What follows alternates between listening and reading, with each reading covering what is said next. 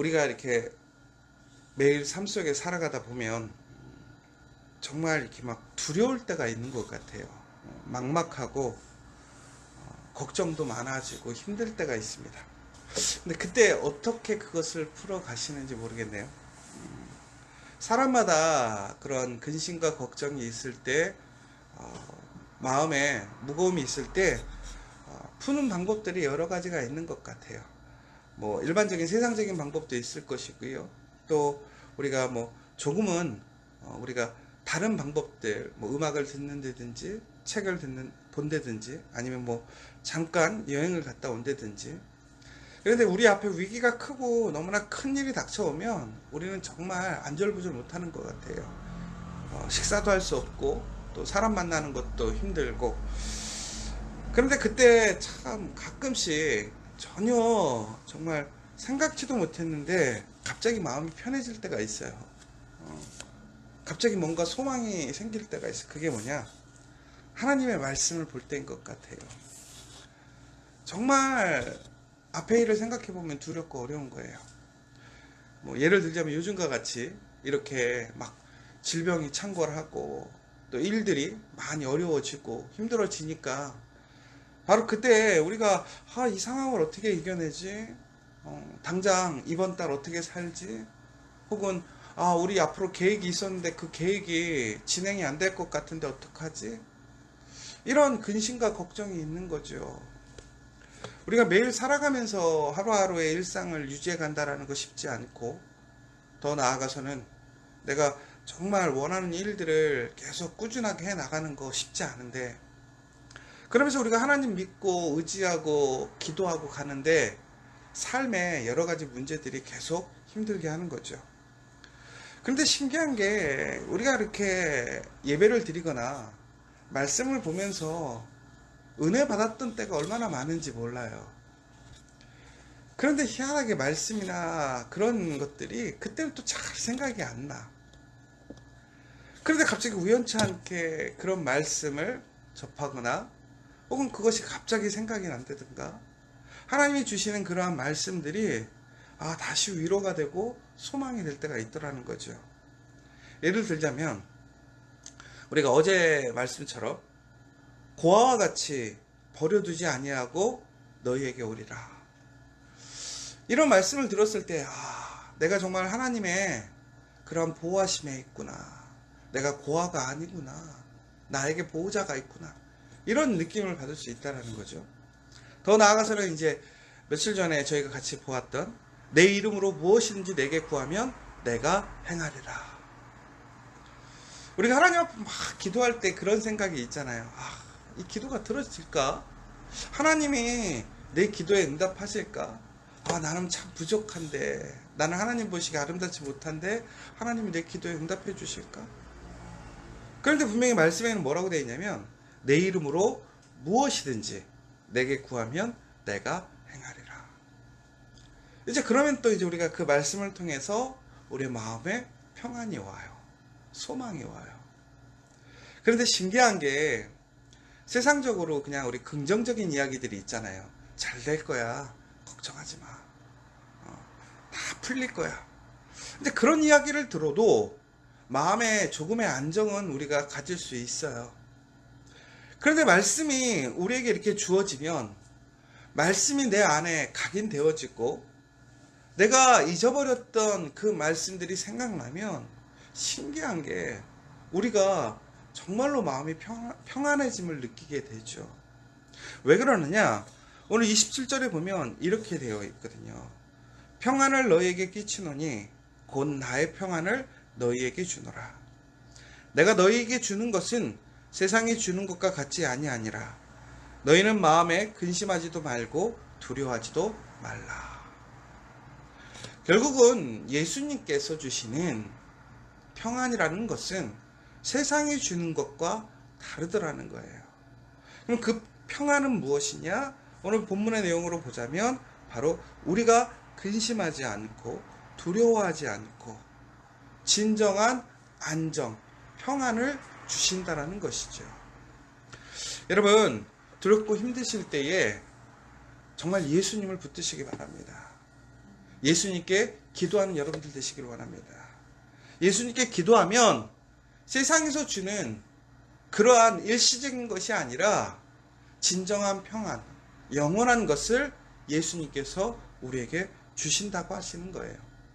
그런데 그것을 누구를 통해서 주시느냐? 바로 보혜사 성령님을 통해서 주신다고 하시는 것이지요. 예수님께서 이제 제자들을 떠나십니다. 예수님의 사명의 자리로 나아가시는 거지요. 예수님의 제자들은 예수님과 분리되는 것에 대해서 두려움이 있었어요. 걱정이 있었어요. 그러나 예수님께서는 그 제자들에게 분명히 말씀하시는 거예요. 내가 떠나는 것이 아니라는 거예요. 내가 아버지 집으로 간다라는 거예요. 그리고 다시 오는데 너희들이 그 과정에서 두렵고 떨고 어려워할까봐 내가 성령을 너에게 준다라고 하는 거예요. 그 성령을 통해서 우리는 무엇을 할 수 있느냐?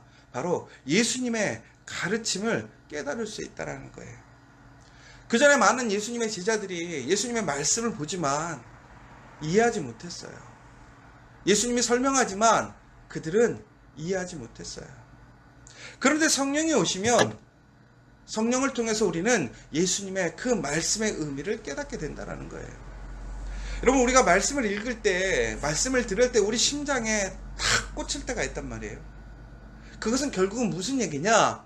아, 이게 부적과 같이 그냥 막 내 눈에 들어왔어. 내가 원하는 답이야. 라기보다는 바로 성령께서 우리와 함께 하신다라는 그 증거라는 거예요. 여러분, 여러분들이 말씀을 보실 때 그 말씀이 달고 오묘하고 즐겁고 그 말씀에서 소망을 보고 말씀에 희망을 걸게 되고 말씀을 믿게 된다면 그것은 여러분들의 의지나 결단이 아니라 전국에는 뭐라는 거예요? 성령이 나와 함께 하시다라는 거예요. 고로 성령이 나와 함께 하시고 있다라는 것은 예수님의 그 능력이, 그 선물이 나와 함께 하고 있다라는 것이고 내가 주 안에, 또한 주가 내 안에 있음을 기억하시는 여러분 되셔야 된다는 거예요. 고로 우리가 말씀을 통해서 그 말씀에 정말 평안과 소망을 경험하게 된다면 내가 하나님의 능력 안에 있구나. 고로 무엇하면 될까요? 그 말씀을 소망하고 말씀대로 사십시오.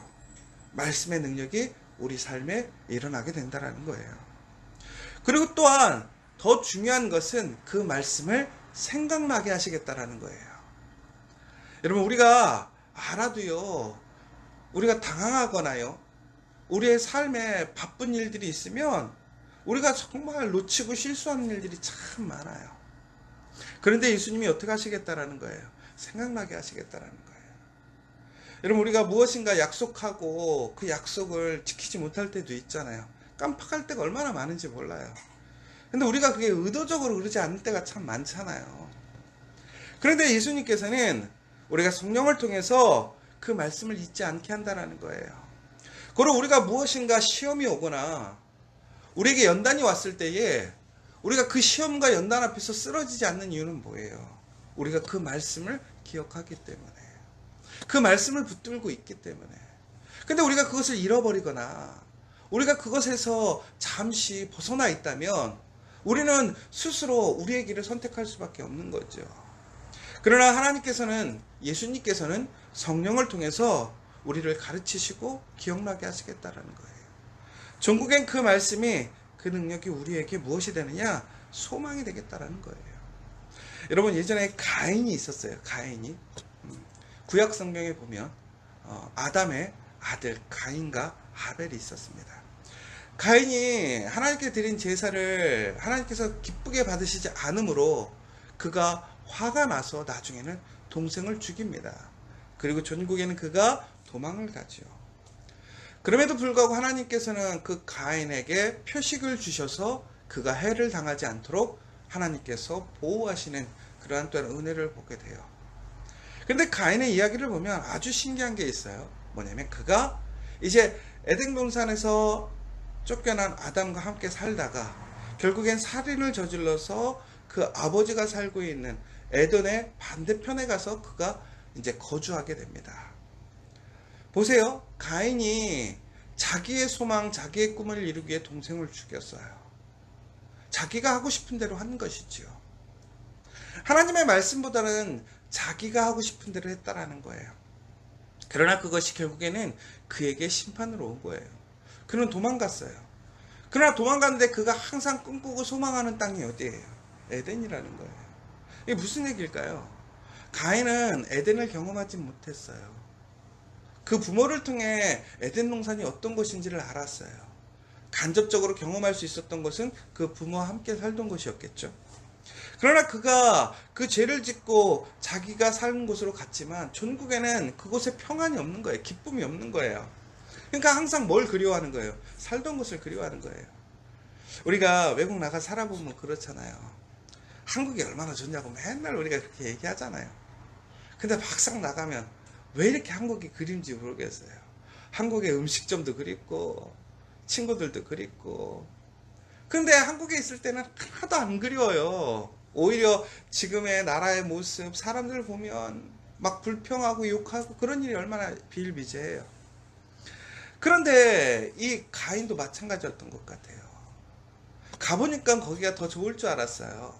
아니에요. 항상 마음에 평안이 없는 거예요. 기쁨이 없는 거예요.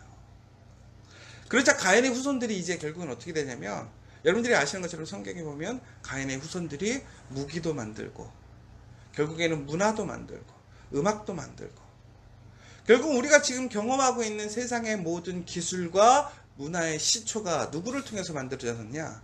가인을 통해서 만들어졌다라는 거예요. 가인의 후손을 통해서 만들어졌다라는 거예요. 근데 여러분, 여기서 아주 되게 재미있는 생각이 있어요. 뭐냐? 여러분, 하나님의 자식을 통해서 만들어져야 되는 게 아니에요. 하나님의 사람들이 창조적으로 살고 그런 문화와 그런 것들을 발전시키고 하나님의 은혜로 능력으로 살아가야 되는 거 아니에요? 근데 오히려 가인의 자손들이 그러한 것들을 만들었어요. 왜 그랬을까요? 저는 이렇게 생각해요. 바로 가인에게는 채워지지 않는 그 평안이 없었다는 거죠. 그러니까 우리는 하나님 안에 있기 때문에 하나님만 있으면 괜찮은 거예요.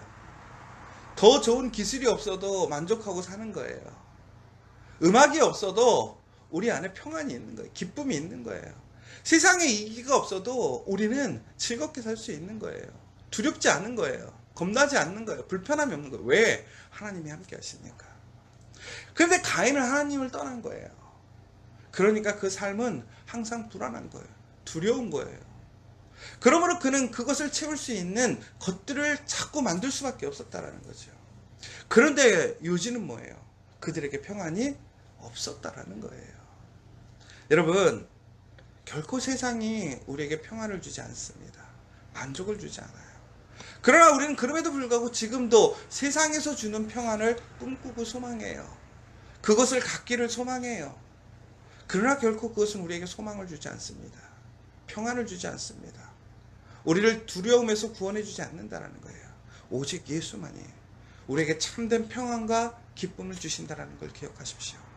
여러분, 오늘 그 말씀을 기억하시고 다시 한번 마음에 근심하지도 말고 두려워하지 마시고 오직 예수께서 우리에게 주시는 성령을 통해서 다시 한번 참된 평안과 위로와 승리를 얻는 저와 여러분 되시기를 간절히 소망합니다. 오늘 이 시간 다시 한번 기도하시면 좋겠습니다. 예수께서 우리에게 성령을 주셨습니다. 그리고 그 말씀을 가르치시고 깨닫게 하신다고 하십니다. 기억하게 하신다고 합니다. 그 말씀을 통해서 오늘 우리의 삶 속에서 승리하시는 여러분 되시길 원합니다. 또한 그 말씀, 그 약속을 붙들고 오늘 그 믿음으로 기도하시는 여러분 되셨으면 좋겠습니다. 그 기도를 통해 하나님의 역사가 이루어질 줄 믿으시기 바랍니다.